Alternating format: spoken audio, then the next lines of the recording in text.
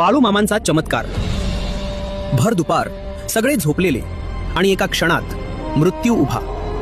25 kilometre दूर असलेला माणूस, आग लागल्याचा क्षण आणि आकाशात उडालेलं जळतं घोंगडं. अग्नीवर सत्ता चालवली. भर दुपारची वेळ होती. राधानगरी भागात नरतवडे गावाजवळ श्री मगदूम यांचे गुऱ्हाळ सुरू होते. ऊन इतकं प्रखर होतं की श्वास घ्यायलाही अवघड. गुळाचे रवे ठेवलेला मांडव आणि अचानक फडाडकन आग. रात्रभर काम केल्यामुळे सर्व कामगार गाढ झोपेत होते. एकही माणूस शुद्धीत नव्हता.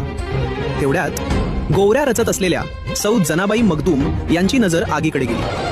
क्षणात तिच्या अंगावर काटा आला. ती घाबरून ओरडली, मामा मामा वाचवा. पण मामा तिथे नव्हते. इथेच खरी थरारक गोष्ट सुरू होते.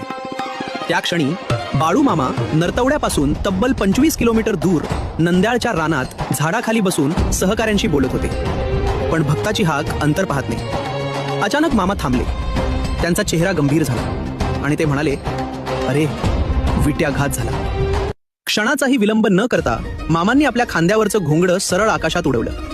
घोंगडं हवेत फिरत होतं आणि खाली येईपर्यंत ते जणू आगीत जळल्यासारखं जवळजवळ पूर्णपणे जळून गेलं.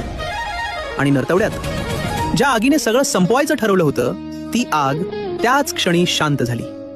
मांडव वाचला, गुऱ्हाळ वाचलं, कामगारांचे प्राण वाचले. नंतर जेव्हा मगदूम मंडळी मामांच्या दर्शनाला आली, तेव्हा त्यांना दिसलं मामांचं घोंगडं जळालेलं. आणि सत्य सांगणार निष्कर्ष, 25 किलोमीटर अंतर, डोळ्यांनी न दिसणारी आग, पण भक्ताची हाक ऐकून अग्नीवर सत्ता चालवणारे ते दुसरे तिसरे कुणी नव्हते, ते होते बाळूमामा. बाळूमामांवर श्रद्धा असेल तर फॉलो करा आणि कमेंटमध्ये जय बाळूमामा लिहा.